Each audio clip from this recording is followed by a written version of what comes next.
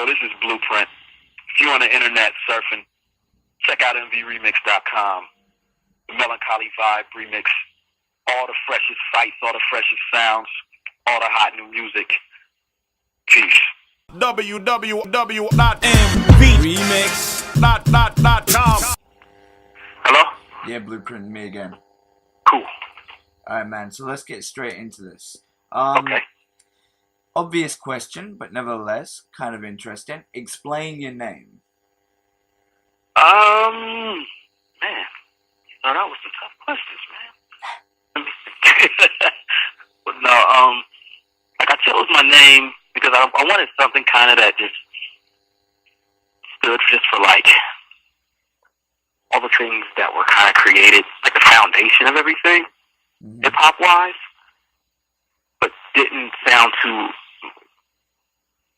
crazy. But, you know, like I wanted to be, I guess my vision of what myself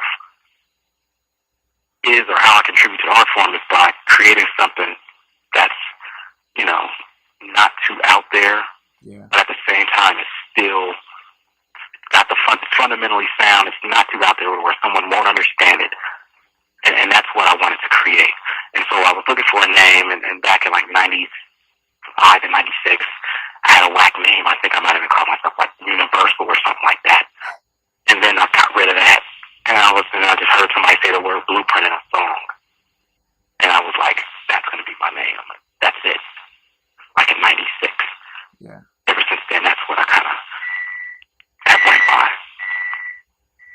Now, you've been MCing for over a decade. Not really releasing material, but you've still been doing it. Are there any bedroom tapes with some gems that maybe you'd like your audience to hear? Maybe something which you think should see the light of day? Oh yeah, there's a gang of stuff that needs to see the light of day.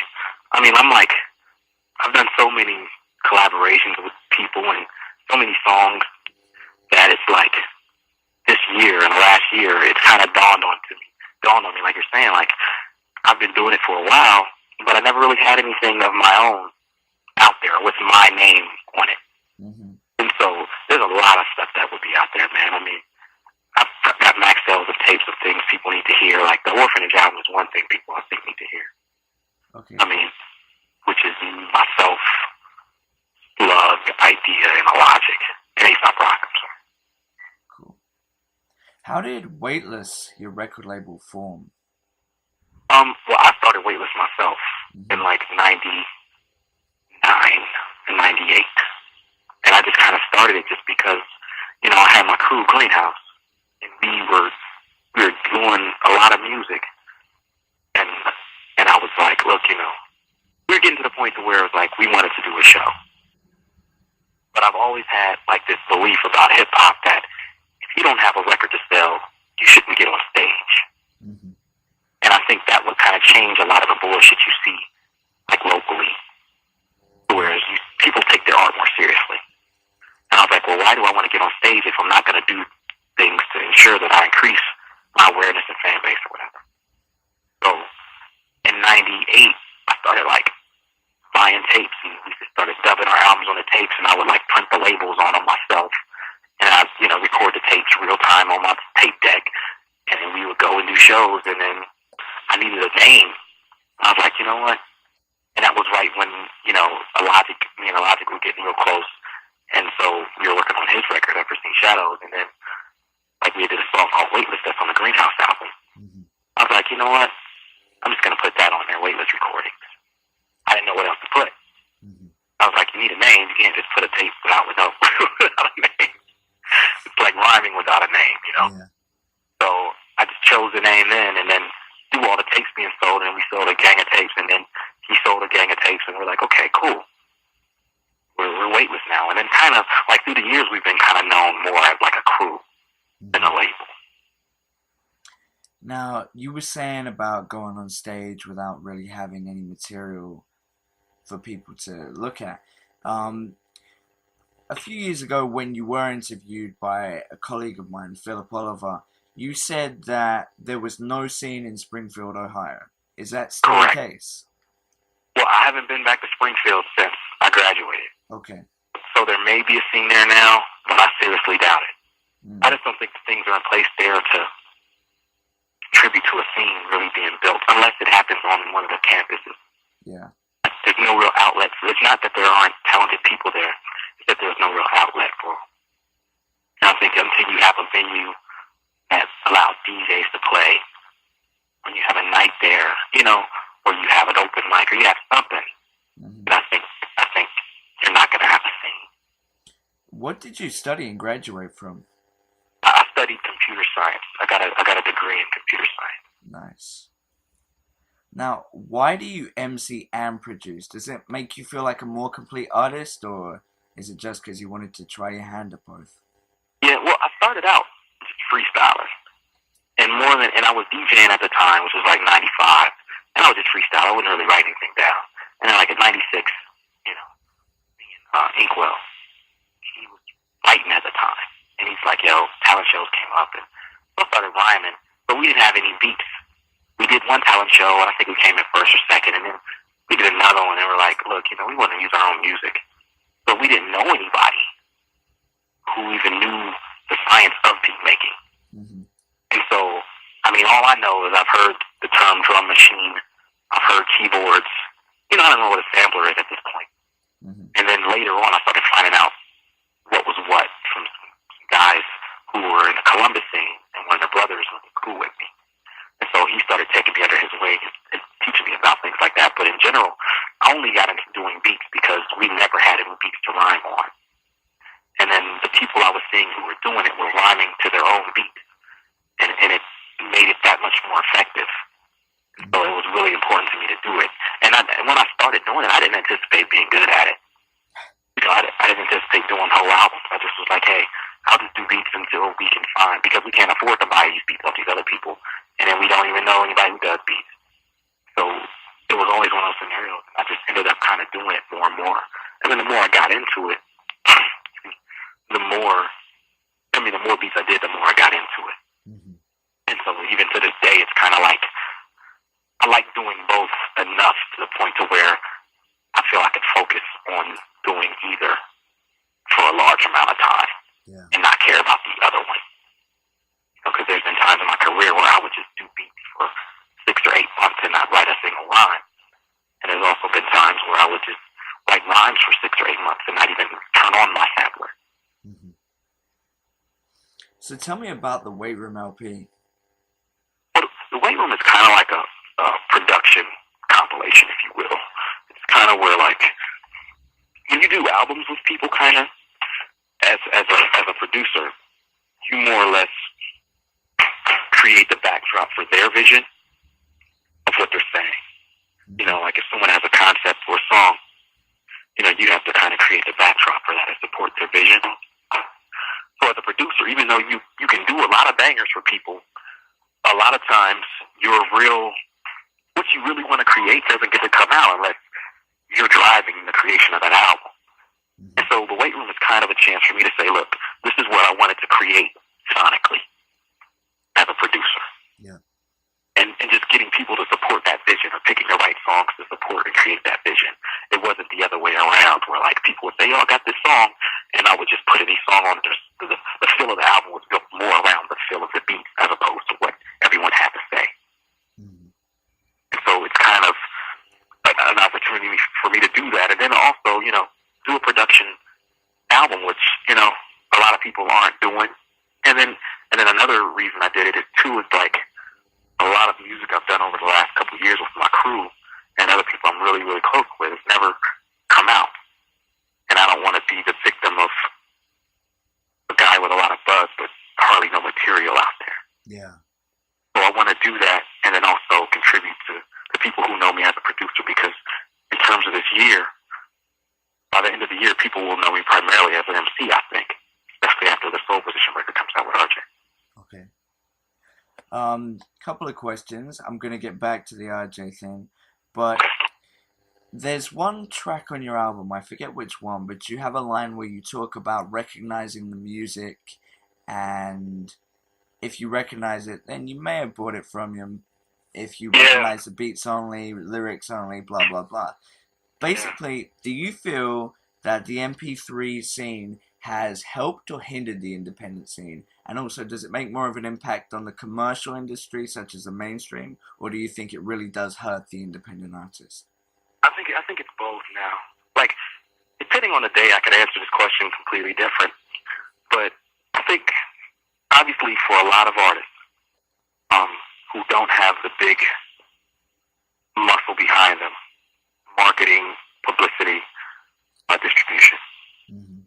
the internet is creating an avenue where they can gain a lot of fans, or at least get a lot of people to listen to their music without paying anything for it. Mm-hmm. So that's the positive side. The negative side is where you have a lot of people listening to your music, but they never buy your record. Yeah. And it's cool, that they know who you are and they know the words to your stuff. But sometimes you wish that they would have bought the entire thing and they would actually know the name of that song and they would actually know, like, what went into it and maybe do something that contributes to your longevity in the game. Mm-hmm. Because at the end of the day, no matter how dope Blueprint is, if he doesn't make money off rap, he's got to go back to programming computers. Yeah. And that's the negative part that I don't necessarily like, but I acknowledge and I appreciate everything that has done for myself. Like, I'm sure there are people who may have only heard of me first that way. Yeah. But I just want people to be a little bit more sensitive to it, to the situation that as an independent guy, every unit kind of counts. Mm-hmm. And so my perspective now is to say, hey, okay, you download this album, you got to buy something else that I put out. Yeah. Obviously you're not going to buy this record, or at least make your friend buy it. Yeah. Make your buddy buy it. But, it's tricky, man. You can't, I don't think anyone can safely choose one side and stand on it. There's so many counterexamples. Yeah. Now, you said that by the end of the year that people are going to know Blueprint more as an MC. Where do you see yourself in 5 years' time? 5 years? Mm-hmm. I don't know if I'll be rhyming. Unless I'm, like, on, like, a huge label or something like that. I don't know if I'll still be rhyming like I am now. Mm-hmm. Like, I'll probably be doing, in 5 years, I'd like to be more of, like, an instrumental artist. Maybe do things like that. Because I think in 5 years, you have to look at the whole performance and touring aspect. Will I still be able to tour in 5 years, Yeah. Out there for 2-3 months at a time and grind it out. It's not easy. Definitely. So, I mean, that's one thing that's making me look at it. It's not that I feel I won't be doing things artistically that are worth them seeing anymore in 5 years. It's more like the performance aspect, which is a huge part of it. And it's so big to where it's like, I think the instrumental side, and then it's also because of the growth of the instrumental music itself that's making me say this. Mm-hmm. It makes me feel like if I make certain steps now to set it up in 5 years, then I could actually be doing instrumental music or just production. So that's what I kind of see myself going in more into that role, and then just hopefully running a successful label. Yeah. What's going on with the Soul Position album, as we mentioned, and the Greenhouse Effect album? Well, both albums are done. Okay. And have been done for a while. Like, both of them were done, finished in, I think, 2001, early 2002. But I think the thing, and they're both so interrelated that it's kind of weird explaining the situation to everybody.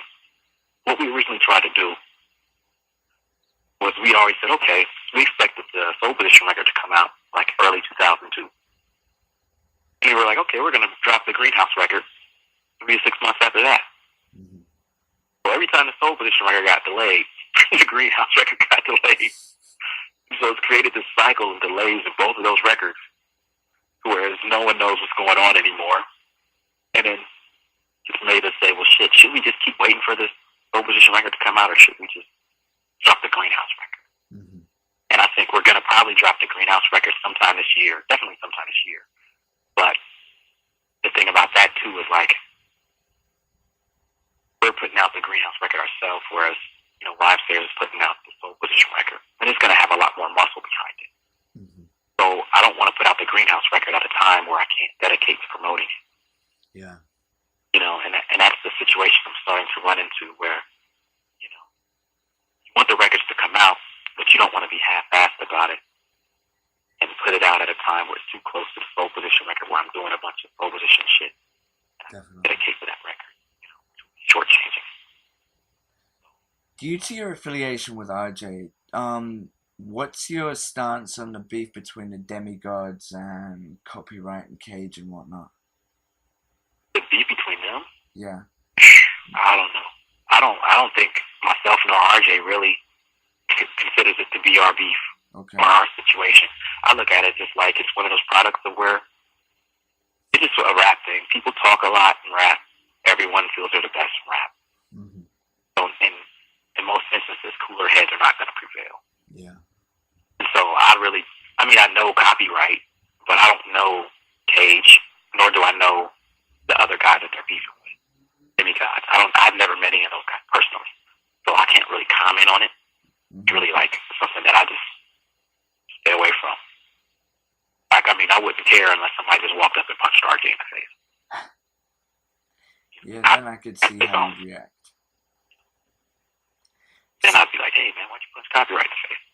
Or why'd you punch RJ in the face? And it's like, hey, cool. But outside of that, I can't really, I don't step into other people's beef. Yeah. Alright, so are there any last words or comments you'd like to pose to your fans or potential fans that are going to read this? Thanks for the support. Okay. Definitely, I'll try to put out quality records this year.